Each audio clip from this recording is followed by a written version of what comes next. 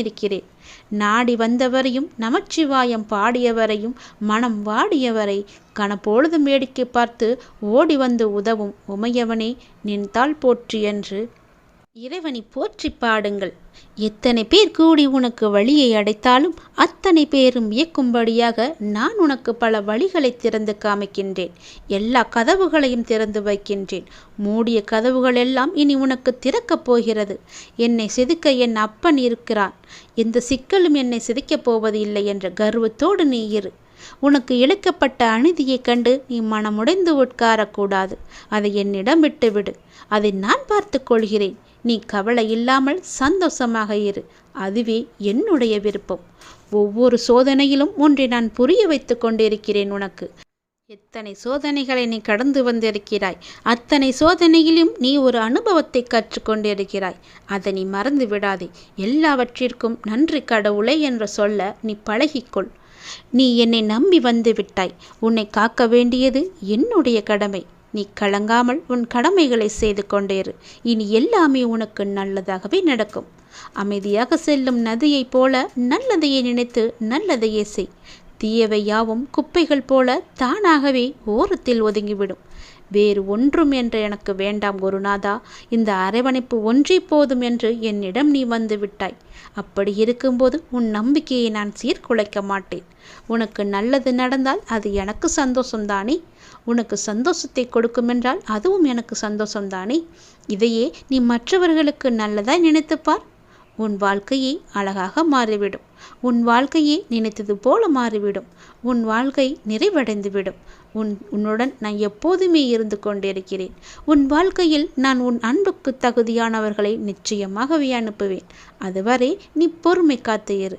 உனக்கென்று படைக்கப்பட்ட ஒன்று உன்னை வந்து சேரும் நாள் வெகு தூரம் கிடையாது. எல்லாம் கூடிய விரைவில் உன்னிடம் வந்து சேரும். நீ ஆனந்த கண்ணீராக மட்டுமே உன்னுடைய கண்ணீரை நான் பார்க்க வேண்டும். பொறுமையும் நம்பிக்கையும் வீண் போகாது. நீ என் மேல் வைத்திருந்த நம்பிக்கையை நான் வீணடிக்க மாட்டேன். உன்னுடன் நான் எப்போதுமே இருப்பேன். அப்பாவின் சோதனை தன்னிடம் மிக நெருக்கமாக இருப்பவர்களிடம் அவர்களால் தாங்க முடியாத அளவு இருக்கும். இனி அவரை நம்ப வேண்டாம் என்ற நிலை வரை கொண்டு வந்துவிடும். அதையும் கடந்து அப்பாவின் கால்களை விடாமல் இறுக பற்றி கொண்டு இருப்பவர்கள் மட்டுமே அவரிடம் உன்னத நிலையை அடைய முடியும். அவரின் லீலைகளை பெற முடியும். நீயும் என் மீது முழுமையான நம்பிக்கை வைத்திருக்கிறாய். உன்னை நான் விட மாட்டேன். உன்னிடம் ஒன்று சொல்லியே ஆக வேண்டும். உங்களை பற்றி அவதூறாகவோ மிக மட்டமாகவோ யார் பேசினாலும் அதை நீ காதில் வாங்கி கொள்ளாதே. அதை கண்டு கொள்ளாமல் அப்படியே விட்டுவிடு. ஒருவரிடம் நாம் ஒன்று எதிர்பார்த்து அது கிடைக்கவில்லை என்றால் அவர் மீது நமக்கு கோபம்தான் வரும். நமக்கு வருவது இயற்கைதானே. எனவே யாரிடமும் எதையுமே நீ எதிர்பார்க்காதே. தனக்கு பிடிக்காத மனிதர்களை பற்றி நினைத்து கூட பார்க்கக்கூடாது. ஒரு நொடி கூட, ஒரு துளி அளவு கூட அந்த ஞாபகம் உன் மனதில் இருக்கக்கூடாது. அதனால் நமக்கு ஆத்திரமும் கோபமும் அடிக்கடி ஏற்படுவதை நாமே நமக்கு தவிர்த்து விடலாம். தன்னம்பிக்கை உள்ளவர்களை ஒருபோதும் அவதூறுகளாகவும் ஏச்சு பேச்சுகளும் பாதிப்பது கிடையாது. பிடிக்காத நபர்கள் செயல்களை பற்றி எண்ணம் வரும்போது அந்த எண்ணங்களுக்கு பெரிய பூட்டு போட்டு விடுங்கள். எந்த செயலையும் ஆரம்பிக்க செயற்படுத்த உங்களது மனம் தயங்கிக் கொண்டிருக்கின்றது. நீங்கள் செய்ய விரும்பும் காரியங்களை செய்வதிலிருந்து நீங்கள் அடிக்கடி உங்களை தடுத்துக் கொள்கிறீர்கள், பயப்படுகிறீர்கள். வாழ்க்கையை எப்போதும் ஒரு நிலையான போராட்டமாக எண்ணுங்கள். இந்த உலகம் ஒரு ஆபத்தான இடம் என்றால் வாழ முடியாதல்லவா? அப்படி நீங்கள் நினைக்கிறீர்கள். உங்களை விட ஏனைய அனைவரும் மகிழ்ச்சியாக இருக்கிறார்கள் என்று நீங்கள் நம்புகிறீர்கள். நீங்கள் சந்திக்கும் பெரும்பாலான நபர்களை பற்றி மோசமாக எண்ணுகிறீர்கள். நீங்கள் ஒரு அவநம்பிக்கையாளர் என்று மற்றவர்களால் சொல்லப்படுகிறீர்கள். உங்கள் சக பணியாளர்கள், குடும்ப உறுப்பினர்களுடன் உங்களுக்கு ஒத்துப்போக முடியாமல் உள்ளது. உங்கள் வெற்றிகளை ஏதாவது ஒரு காரணம் கொண்டு தோல்வியாக சித்தரிக்க நீங்கள் முயல்கிறீர்கள். நீங்கள் எப்போதும் மற்றவர்களிடமிருந்து தனித்திருக்க விரும்புகிறீர்கள். மன அழுத்தம், கவலை, ஏதோ ஒரு நோய் உங்களிடம் உள்ளதென நீங்கள் தொடர்ந்து உணர்ந்து கொண்டிருக்கிறீர்கள். இப்படியான அறிகுறிகள் கருத்துக்கள் எல்லாம் ஆராய்ச்சியின் முடிவுகள்தான். ஆனால் ஒரு சில அறிகுறிகளை வைத்து நாமெல்லாம் எதிர்மறையான சிந்தனையாளர்கள் என்ற முடிவுக்கெல்லாம் நம்மால் வந்துவிட முடியாது, வந்துவிடவும் கூடாது. நாம் எப்போதும் நம்மை பற்றிய உயர்வான நல்ல சிந்தனைகளோடு மட்டுமே நம் வாழ்க்கையை கடத்த வேண்டும். ஒவ்வொரு நொடியும் எதிர்மறை நமக்குள்ளே எப்பொழுது வந்து நுழையலாம் என்ற ஆர்வத்தோடு காத்து கொண்டிருக்கிறது. அதற்கு நம்மை நாமே ஒரு வழியை ஏற்படுத்திவிடக்கூடாது.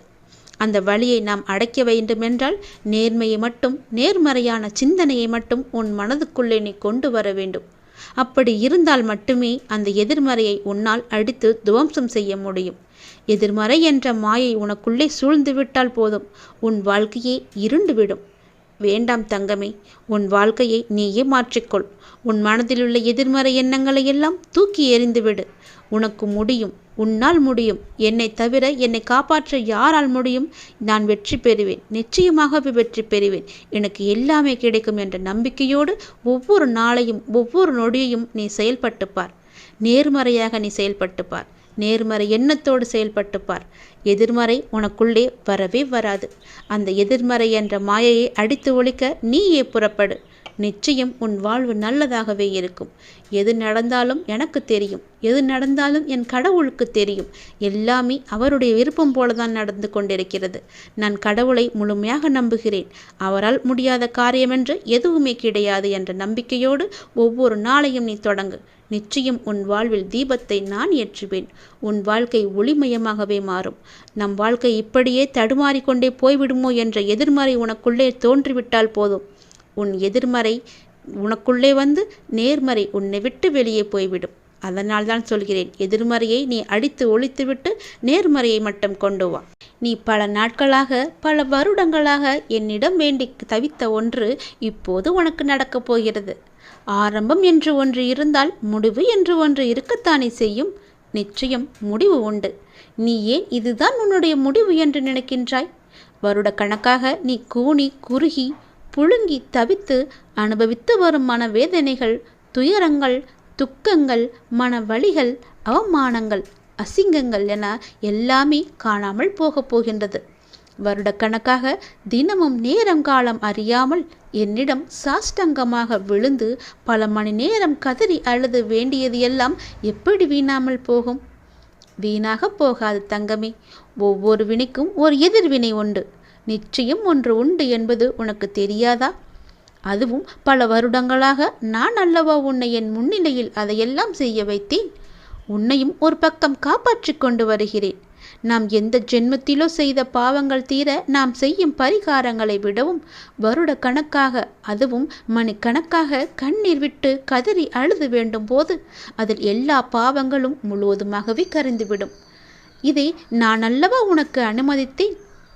இதற்கிடையில் என்ன விக்னங்கள், தடைகள், தடங்கல்கள், தடுமாற்றங்கள் என எல்லாம் வந்தாலும் அவையெல்லாம் என்னோட பாதுகாப்புடன் தான் உனக்கு நடந்தன. என்ன உனக்கு பிறகு ஏன் கலக்கம்? உனக்கு நான் சமீபத்தில் கனவிலும் நினைவிலும் அப்பாவின் ரூபமாக, பல மனிதர்களின் மூலமாகவும், பிற உயிரினங்கள் மூலமாகவும் உனக்கு பிடித்த இறை ரூபத்திலும் தரிசனம் தந்து ஆசி வழங்கியதெல்லாம் எப்படி உனக்கு நடக்காமல் போய்விடும்? உன் கர்ம வினைகள் இனி எல்லாமே தீர்ந்துவிட்டன. நீ வெகு விரைவில் மகிழ்ச்சி பாதையில் செல்ல இருக்கின்றாய். உனக்கு நடக்கும் நன்மை எல்லாமே இனி தானாகவே உன் முயற்சி ஏதுமின்றி திடீரென்ற என்னுடைய நேரடி வருகையால், என்னுடைய கண்காணிப்பால் திடீரென்று உனக்கு நடக்கும். திடீரென ஒரு அழைப்பு வரும். திடீரென்று ஒரு மாற்றம் வரும். தினமுமே காத்து கொண்டிரு. அது எந்த நொடியும் எப்போது வேண்டுமானாலும் வரலாம். அந்த மாற்றமே உன் வாழ்க்கையை பெரிதாக மாற்றப் போகிறது.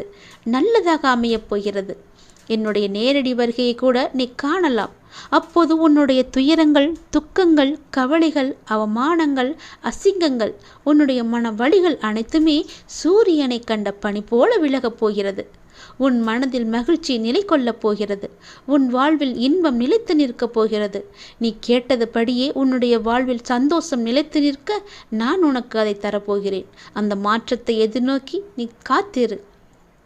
உன் வாழ்வில் நிரந்தரமாகவே கூடிக்கொள்ளும் சந்தோஷத்தை பெற நீ தயாராக சந்தோஷமாக இரு. அதை பெற்றுக்கொண்டு என்னை பார்க்க நீ விரைந்து வா. உன் வாழ்வில் நடக்க முடியாது என்று நினைத்த விஷயங்கள் எல்லாம் என்னுடைய ஆசையால், என்னுடைய கிருபையால் நான் உனக்கு நிகழ்த்தி காமிக்கப் போகின்றேன். நீ சந்தோஷமாக வாழப் போகிறாய். எனக்கு எல்லாமே தெரியும், என் அப்பாதான் என்று நீ இருக்கும்போது உன்னுடைய நம்பிக்கையை நான் வீணடிக்கவே மாட்டேன். கவலையின்றி சந்தோஷமாக இரு. நீண்ட நாட்களாக, நீண்ட வருடங்களாக எனக்கு முன்னால் அழுத கண்ணீர் வீண் போகவில்லை. இனி உன் கண்ணில் ஆனந்த கண்ணீரை நான் பார்க்க போகின்றேன். நீ சந்தோஷமாக வாழ என்னுடைய ஆசையை நான் உனக்கு எப்பொழுதோ ஆரம்பித்து விட்டேன். இனி உன் வாழ்வு நன்றாகவே இருக்கும். நீ நன்றாகவே இருப்பாய். உன் எதிர்காலம் மிக சிறப்பாகவே இருக்கும். ஒவ்வொரு நாளும் உனக்கு இன்பமாக மட்டுமே இருக்கும். எப்பொழுது நீ நல்லது செய்ய வேண்டும் என்று உன் மனதில் நினைத்தாயோ அந்த நொடி முதலே உன் வாழ்வில் நல்லது தொடங்கிவிட்டது. இனி எல்லாம் உனக்கு நல்லது மட்டுமே நடக்கும். இந்த அப்பாவின் ஆசையோடு மிகவும் நன்றாகவே இருப்பாய். சந்தோஷமாக இரு, சந்தோஷமாகவே வாழ். உன்னுடைய வாழ்க்கையில் நீ நல்லதை மட்டுமே அறுவடை செய்ய போகிறாய். நன்மைகளை அறுவடை செய்ய சரியான நேரத்தில் சரியானதை செய்யுங்கள். வாழ்க்கை என்பது ஒரு அழகிய பயணம். நல்லதாக இருக்கட்டும், கெட்டதாக இருக்கட்டும், அது நகர்ந்து கொண்டே இருக்கும். நீங்களும் நகர்ந்து கொண்டே இருங்கள். இன்பம் வந்தால் ரசித்து கொண்டே செல்லுங்கள். துன்பம் வந்தால் சகித்து கொண்டே செல்லுங்கள். எங்கேயும் நீங்கள் தேங்கி விடாதீர்கள். தேங்கினால் துயரம், வாடினால் வருத்தம். நிற்காமல் ஓடுவதே நமக்கு பொருத்தமாக இருக்கும். ஓடுங்கள். நதியாக வளைந்து நெளிந்து உங்கள் இலக்கை அடையும் வரை ஓடிக்கொண்டே இருங்கள். இடைவிடாது வணங்கியும் இன்னல் தீரவில்லை என்கின்றாய். தேவைக்கு வணங்காதே. நீயே தேவை என்று வணங்கு. அப்படிதான் வணங்க வேண்டும். அப்படி வணங்க வேண்டும் என்பதை நீ உணர்ந்து கொள். மனம் சஞ்சலம் அடிக்கடி தோன்றினால் மனம் தெளிவாக இருக்கிறது. எடுக்கிற முடிவுகள், போகிற பாதை என எதுவுமே சரியாக இருக்காது. ஆகவே எப்போதும் குழப்பத்தில் இருக்க வேண்டியிருக்கும். இதை முதலில் நாம் மாற்ற வேண்டும். இதற்கு அற்புதமான ஒரு உபாயத்தை தான் நான் கூறப்போகிறேன் உனக்கு. முதலில் உன் மனதை ஏதாவது ஒன்றின் மீது நீ செலுத்திவிடு. உனக்கு எதன் மீது அதிக பிரியம் உண்டோ அதன் மீது மனதை செலுத்து. அப்போது மனம் குவிய ஆரம்பிக்கும். உன் பிரச்சனைகள் எல்லாமே தீர்ந்துவிடும். நீங்கள் கடவுள் மீது உங்கள் மனதை நீங்கள் செலுத்தினால் போதுமானது. அவரே இறக்கப்பட்டு உங்கள் மனதை அமைதி நிலைக்கு கொண்டு வந்து விடுவார். அப்போது உங்களுடைய மனமானது நிச்சயம் அமைதியடையும். இங்கு இன்னொரு உண்மையினையும் நீங்கள் தெரிந்து கொள்ள வேண்டும். எத்தகைய பிரச்சனையாக இருந்தாலும் அது அப்பாவின் அனுமதியோடு தான் வாழ்க்கையில் நுழைகிறது. என்ன நடந்தாலும் சரி, பாரம் சுமப்பவர் அவர் என்பதை நாம் புரிந்து கொள்ள வேண்டும். பாரம் சுமப்பவர் அவரே என்று நீ தெரிந்து கொள்ள வேண்டும். அவருக்குத்தான் மூச்சிறைப்பு ஏற்பட வேண்டும். நீ எதற்காக இப்படி பெருமூச்சோடு இருக்கிறாய்? நாம் அவரோடு ஒப்பிட்டு பார்த்தால் நாம் சும்மாகத்தான் நடந்து கொண்டிருக்கிறோம். எனவே நீ கவலைப்படுவதை விட்டுவிடு. ஏனென்றால் உன்னுடைய பாரம் முழுவதுமாகவே அவரோட தோள் மீது இருக்கின்றது. அப்ப பாரத்தை சுமப்பது அவர்தானே? நீ நம்பிக்கையாக இருக்கும் கடவுள்தானே? பிறகு எதற்காக உன் சுமையை அவர் மீது இறக்கி வைத்துவிட்டு நீ நின்றாகத்தானே இருக்க வேண்டும்? அதை உன்னால் செய்ய முடியவில்லை. அவர் மீது நம்பிக்கை இல்லாத காரணத்தினால் மட்டுமே அந்த சுமையை அவர் மீது இறக்கி வைத்தும் நீயும் மீண்டும் சுமந்து கொண்டிருப்பது போல கற்பனை உலகில் இருக்கின்றாய்.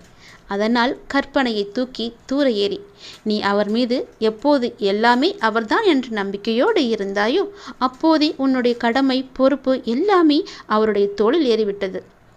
இறைவன் பார்த்து கொள்வார். இறைவனுக்கே அந்த பொறுப்பு இருக்கிறது. அவரே உன்னுடைய பாரத்தை சுமந்து கொண்டிருக்கிறார். நீ தேவையில்லாமல் இந்த பாரத்தை சுமந்து உன்னுடைய வாழ்க்கையில் உள்ள நிம்மதியை நீ இழந்து விடாதே. எனவே நீ கவலைப்படுவதை விட்டு விடுங்கள். என்ன நடந்தாலும் என்னையும் என் பாரத்தையும் சுமப்பவர் அவர் என நினைத்து அப்பாவின் மீது சுமையினை ஏற்றி வைத்துவிட்டு பிரச்சனையை உடனடியாகவே நீ மறந்து விடுங்கள். பொறுமையுடனும் நம்பிக்கையுடனும் இருங்கள். அப்பாவின் செயல்கள் வெளிச்சத்திற்கு வரும் நாளை எதிர்பார்த்து காத்திருந்தால் நிச்சயமாகவே உன்னுடைய பிரச்சனை எல்லாமே தீர்ந்துவிடும். கண்டிப்பாக இது நடந்தே தீரும். உன்னுடைய பாரம் முழுவதும் என் மீது சுமத்து விட்டாய் என்ற நம்பிக்கையோடு உன்னுடைய நாளை, ஒவ்வொரு நாளையும் புனித நாளாக தொடங்கு. நிச்சயம் உனக்கு நன்மை கிடைக்கும். உன்னை அவமதிப்பவரை கண்டு ஒருபோதும் விரக்தியடையாமல் நீ இருக்க வேண்டும். ஏனென்றால் நீ அவர்களை அதிர்ச்சியடையும் அளவுக்கு அசாதாரண சக்தியுடன் வளர்ந்து அவர்கள் முன்வந்து நீ நிற்கப் போகின்றாய். உனக்காகவே எல்லாவற்றையுமே நான் தயார் செய்துவிட்டேன்.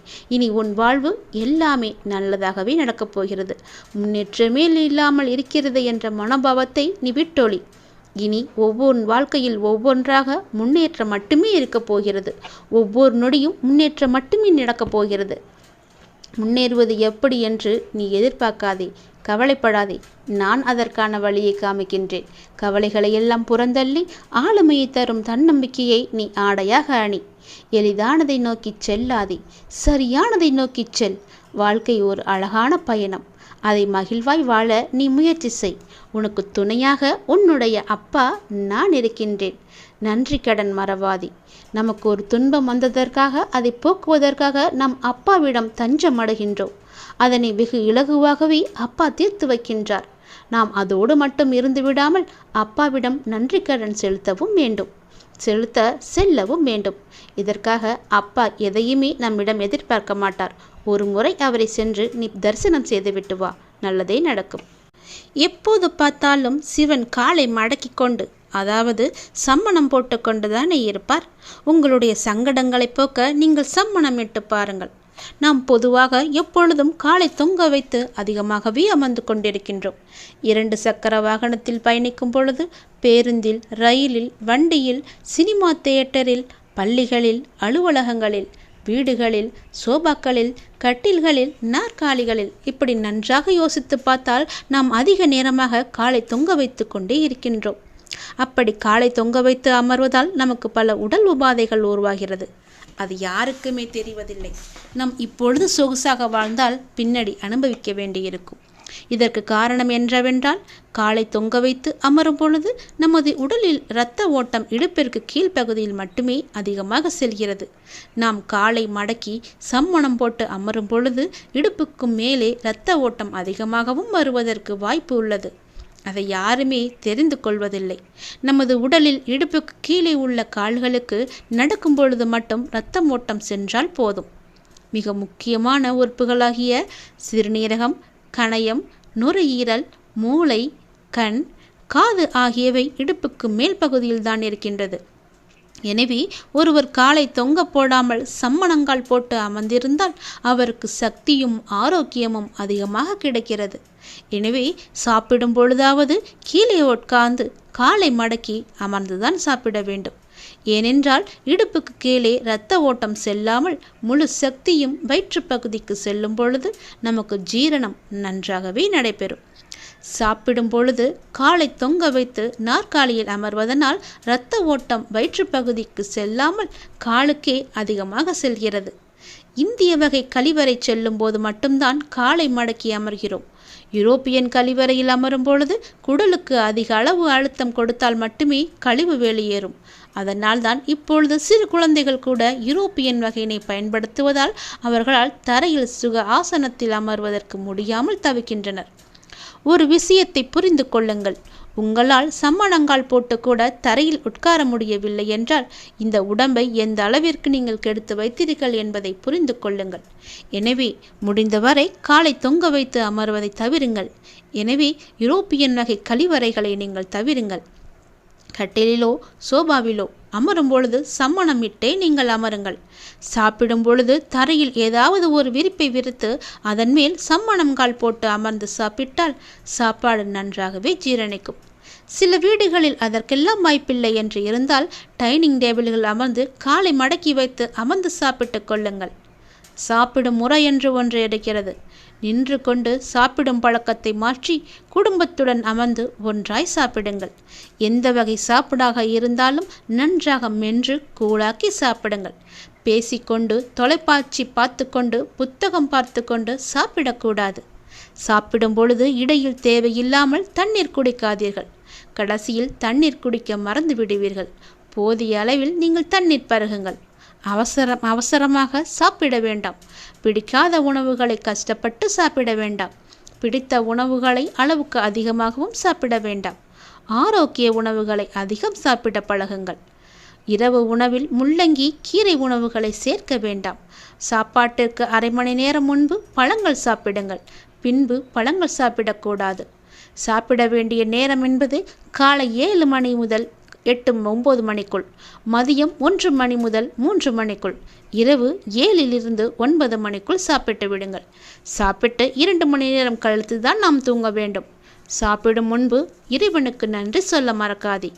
அமருங்கள், சம்மணமிட்டு சாப்பிடுங்கள், முறையாக வாழுங்கள், ஆரோக்கியமாக இருங்கள். நமது உடல் ஒவ்வொரு உடல் பாகத்திற்கென தனித்தனியே கடிகாரத்தின் அலாரத்தை முன்பதிவு செய்து கொண்டு சுழன்று கொண்டிருக்கிறது. ஒவ்வொரு உறுப்புக்கும் அதன் பணியை செய்து முடிக்க 2 மணி நேரம் ஒதுக்கியுள்ளது. 2 மணி நேரம் முடிந்ததும் மீண்டும் அலாரத்தை அடுத்து உறுப்புக்கு மாற்றி விடுகிறது. விடியற்காலை 3 மணி முதல் 5 மணி வரை நுரையீரலின் நேரம்.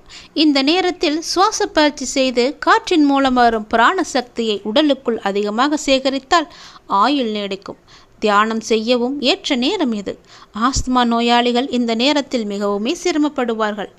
விடியற்காலை 5 மணி முதல் 7 மணி வரை பெருங்குடலின் நேரம். காலை கடன்களை இந்த நேரத்துக்குள் முடித்தே தீர வேண்டும்.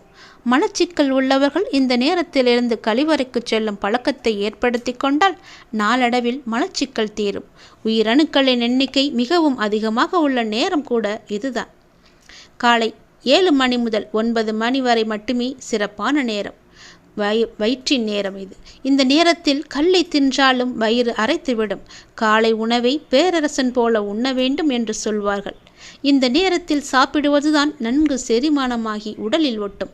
காலை 9 மணி முதல் 11 மணி வரை மண்ணீரலின் நேரம். காலையில் உண்ட உணவை மண்ணீரில் செரித்து ஊட்டச்சத்தாகவும் இரத்தமாகவும் மாற்றுகிறது இந்த நேரம்தான். இந்த நேரத்தில் பச்சை தண்ணீர் கூட குடிக்கக்கூடாது. மண்ணீரலின் செரிமான சக்தி பாதிக்கப்படும். நீரிழிவு நோயாளிகளுக்கு மிகவும் மோசமான நேரம் இது. முற்பகல் 11 முதல் பிற்பகல் 1 மணி வரை இதயத்தின் நேரம். இந்த நேரத்தில் அதிகமாக பேசுதல், அதிகமாக கோபப்படுதல், அதிகமாக படப்படுத்தல் கூடாது. இதயம் பாதிக்கப்படும். இதய நோயாளிகள் மிக மிக எச்சரிக்கையாக இருக்க வேண்டிய நேரம். பிற்பகல் 1 மணி முதல் 3 மணி வரை சிறுகுடலின் நேரம். இந்த நேரத்தில் மிதமாக மதிய உணவை உட்கொண்டு சற்றே ஓய்வெடுப்பது நல்லது. பிற்பகல் 3 முதல் மாலை 5 மணி வரை சிறுபையின் நேரம். நீர்க்கழிவுகளை வெளியேற்ற சிறந்த நேரம். மாலை 5 முதல் 7 மணி வரை சிறுநீரகங்களின் நேரம். பகல் நேர பரப்பிலிருந்து விடுபட்டு அமைதி பெற, எதிர்காலத்தை பற்றி சிந்திக்க, தியானம் செய்ய, வழிபாடுகள் செய்ய சிறந்த நேரம். இரவு 7 மணி முதல் 9 மணி வரை பெரிய கார்டியத்தின் நேரம். பெரிகார்டியம் என்பது இதயத்தை சுற்றி இருக்கும் ஒரு ஜவ்வு, இதயத்தின் சாக்ஸ்பைசர். இரவு உணவுக்கு உகந்த நேரம் இது. இரவு 9 மணி முதல் 11 மணி வரை ட்ரிபிள்கேட்டர் என்பது ஒரு உறுப்பல்ல, உச்சந்தலை முதல் அடிவயிறு வரை உள்ள 3 பகுதிகளை இணைக்கும் பாதை. இந்த நேரத்தில் உறங்கச் செல்வதே நமக்கு நல்லது. இரவு 11 மணி முதல் 1 மணி வரை பித்தப்பை இயங்கும் நேரம். இந்த நேரத்தில் தூங்காது விழித்திருந்தால் பித்தப்பை இயக்க குறைபாடு ஏற்படும். இரவு 1 மணி முதல் விடியற்காலை 3 மணி வரை கல்லீரலின் நேரம். இந்த நேரத்தில் நீங்கள் உட்கார்ந்திருக்கவோ விழுந்திருக்கவோ கூடாது. கட்டாயம் படுத்திருக்க வேண்டும். உடல் முழுவதும் ஓடும் இரத்தத்தை கல்லீரல் தன்னிடத்தை வரவழைத்து சுத்திகரிக்கும் நேரம் இது. இந்த பணியை நீங்கள் பாதித்தால் மறுநாள் காலை நீங்கள் சுறுசுறுப்பு இல்லாமல் அவதிப்படுவீர்கள். இது எல்லாமே உங்களுக்காக சொன்னது. நீ இப்போது உன் மனதில் ஏகப்பட்ட குழப்பங்களுடன் பதற்றத்துடனும் இருக்கின்றாய். வீணான கவலைகளை உன் மனதில் வைத்து கொண்டிருக்கிறாய். உன் மனமானது, உன் இதயமானது துடித்துடிப்புடன் காணப்படுகிறது. எதற்காக? வீணாக எதற்காக இந்த கவலை? ஏன் இந்த குழப்பம்? எதற்காக இந்த பதற்றம்? ஏன் இந்த துடித்துடிப்பு? நீ முதலில் அனைத்தையுமே விட்டுவிடு. உன் வேலைகளை பார்த்து கொண்டிரு. போகிற போக்கிலேயே போய்கொண்டிரு. எதையும் நீ தூக்கி சுமந்து கொண்டிருக்காதே. அதை முதலில் மறப்பதற்கு என்ன செய்ய வேண்டுமோ அதை செய். உன்னுடைய மனம் அதிலேயே லயித்து இல்லாமல் வேறு பக்கம் திருப்பு. அப்போதுதான் அவற்றை பற்றி எண்ணம் உன் மனதில் இருக்காமல் இருக்கும். நான் உனக்காக அவதரித்தவன். நான் இருக்கும்போது எதற்காக நீ கவலைப்படுகிறாய்? உன்னை நல்லபடியாக உயர்த்த உனக்காக பாடுபட்டு கொண்டு நான் இங்கே இருக்கிறேன். தயவு செய்து நான் உன்னுடன் இருப்பதை நீ உணர்ந்து கொள். நான் வருவதற்கு முன்பும் வந்ததற்கு பிறகும் நடந்து கொண்டிருப்பதை நீ உணர்ந்து கொள். நான் வருவதற்கு முன்பு என்ன செய்து கொண்டிருந்தாய், நான் வந்த பிறகு எப்படியெல்லாம் உன்னுடைய பிரச்சனைகள் தீர்ந்தன என்று கொஞ்சம் திரும்பிப்பார். உன்னை எப்படி நான் கைவிடுவேன் என்று ஒரு நொடியில் நீ நினைத்து விட்டாய்? உன் அப்பா உன்னை பார்த்து கொள்ள மாட்டேனா? உன்னை அவ்வளோ சீக்கிரம் விட்டு விடுவேன் என்று நினைக்கிறாயா? உன்னை அனைத்து திசைகளிலிருந்தும் பாதுகாத்து கொண்டிருக்கிறேன். நான் இருக்கும் இடத்தில் எவரையுமே நெருங்க விட மாட்டேன். நான் உனக்குள்ளே நீக்கமற நிறைந்திருக்கிறேன். என் கண் பார்வை உன் மீது விழுந்து கொண்டிருக்கிறேன்.